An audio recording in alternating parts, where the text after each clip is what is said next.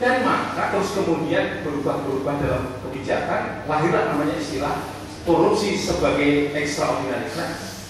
Dan hukum pidana korupsi atau undang-undang tindak pidana korupsi adalah sebagai hukum pidana khusus yang menyimpang daripada hukum yang lain karena untuk menghadapi kejahatan yang luar biasa itu.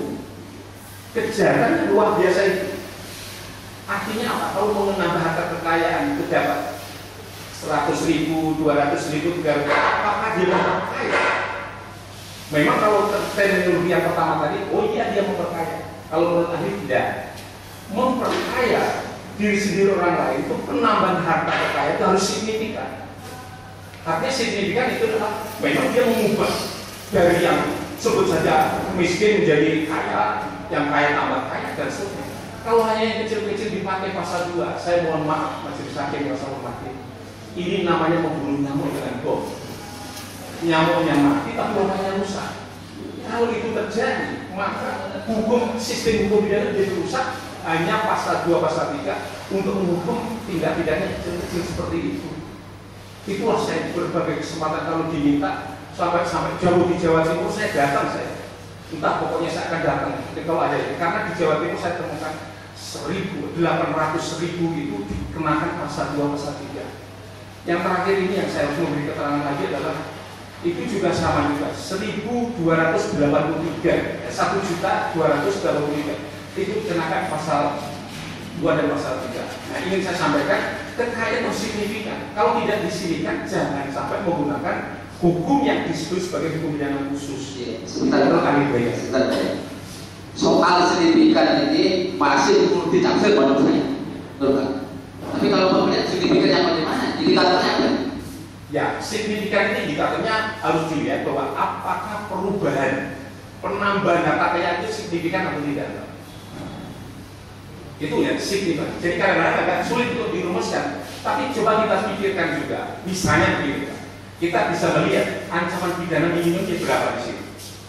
Saya jangan lupa 50 juta atau tidak saya pasal. Ya, dendanya ya, 50 juta. Jadi alangkah gemisnya hukum ini kalau hanya 1 juta kemudian dikenakan pasal itu. Pidana minimumnya aja 50 juta. Jadi kita membayangkan, kita tidak boleh semena-mena menginterpretasi mentang-mentang kita punya kekuasaan misalnya, tidak boleh. Saya pun bisa untuk menginterpretasi. Kalau minimum aja 50 juta, masa 1 juta? Andai kata hakim yang memutuskan, kamu saya jatuh denda minimum, dia harus membayar 49 juta. Andai kata ada. Ini nggak usah diperdebatkan dalam konteks. Kan haknya gitu, oh tidak. Ini hanya tidak minimum 50 juta. Kita bisa mengambil rata. Kalau hakim umumnya menjadi denda itu berapa? Kalau hakim itu denda misalnya rata 50 juta itu ternyata kerugiannya menjadi 500 juta. Ya, anggap nanti yang 500 juta yang baru distandari bisa dikenakan hakim. Itu masih dalam kategori signifikan tadi ya?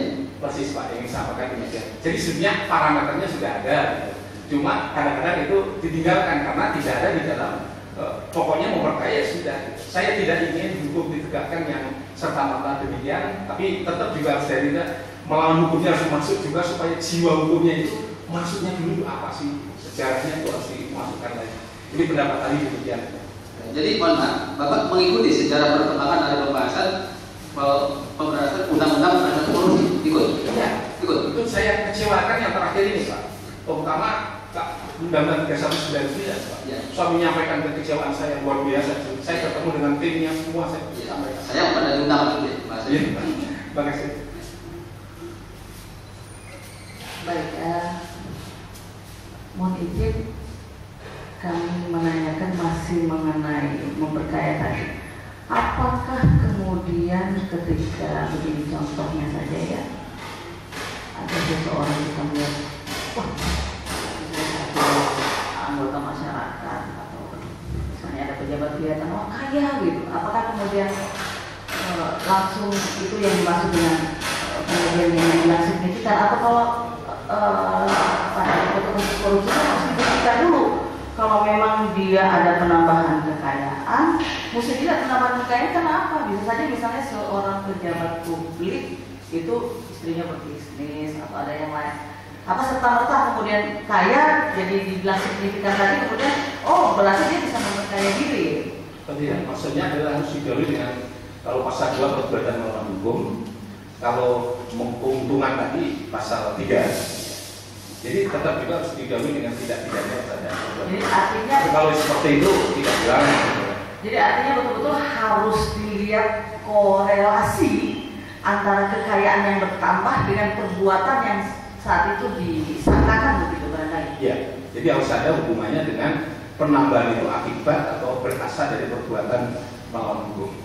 Baik, bagaimana jika maaf saya menggunakan kata jika ada organisasi-organisasi masyarakat, organisasi keagamaan yang itu memperoleh bantuan dari pemerintah daerah, pemerintah kota gitu ya, apa bisa dikatakan misalnya itu bantuan-bantuan itu lalu memperkaya organisasi masyarakat tadi? Baik, saya ingin jelaskan begini, bantuan itu mestinya akan membantu niatnya. Jadi kalau bantuan misalnya saja bantuannya berapa? 5 miliar, ya memperkaya jelas. Tapi kalau namanya sosial itu bantuannya berapa? 2 juta, 3 juta. Namanya membantu, pasti orang itu memerlukan bantuan. Menurut ahli, kalau bantuan seperti itu ya tidak bisa membuat dia kaya. Tadi saya katakan, nah coba lihat, kalau orang itu menerima bantuan itu akibat dari perbuatan melawan hukum, terimanya ada 5 juta misalnya. Apakah dia harus masuk penjara minimum 4 tahun dalam pasal 2? Apakah harus didenda maksimum 50 juta? Atau dia harus dihukum minimum 1 tahun? Atau ini gara-gara dia menerima bantuan itu? Ini yang harus saya pikirkan dan saya selalu memikirkan itu. Jadi kalau misalnya bantuan seperti itu ya menurut ahli itu tidak membuat orang itu kaya. Jadi tidak membuat orang itu kaya dan harus catat pula karena juga termasuk saya aktif juga di lembaga-lembaga swadaya. Itu saya mengetahui bahwa kalau ada bantuan-bantuan begitu bukan kebangsaan pada umumnya, mereka itu bayar listrik, sewa rumah kalau memang dia tidak punya. Jadi bayar air, bayar telepon dan sebagainya. Bisa dicek aja kalau misalnya bantuan cuma misalnya 5 juta seperti itu. Sepengetahuan saya seperti itu. Jadi mesti misalnya kalau saya juga mantan pengurus RT, kalau ada bantuan dari pemerintah untuk RT ya kita beli meja, kita beli lemari, seperti itu. Bantuannya tidak banyak, misalnya 500 misalnya. Ya biasanya hanya untuk fasilitas seperti itu. RT tidak kaya karena mau 500 ribu kan gitu. Iya, saya kira itu. Lalu bagaimana dengan ini masih juga yang memperkaya diri dalam konteks administrasi penatausahaan keuangan. Saya pakai kata-kata ketika penatausahaan keuangan misalnya pembayaran untuk dana bansos, saya ambil konteks pembayaran bansos. Ini ada mekanisme tertentu di mana ketika pembayaran bansos seseorang mengajukan proposal, kemudian ada disposisi untuk membayar, maka bendahara kemudian menerbitkan kwitansi untuk dibayarkan.